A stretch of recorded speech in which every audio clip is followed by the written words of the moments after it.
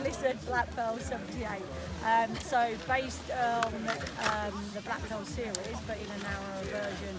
So aiming at someone who wants to ski a little bit more predominantly piste with a dabble at the side of the slopes. Skis quite similarly to the way the Black Pearl 88 skis. It's a great ski if you want to ski longer turns. Shorter turns, you've got to work a little bit more, but definitely stability at speed on a long turn is very, very good, very grippy.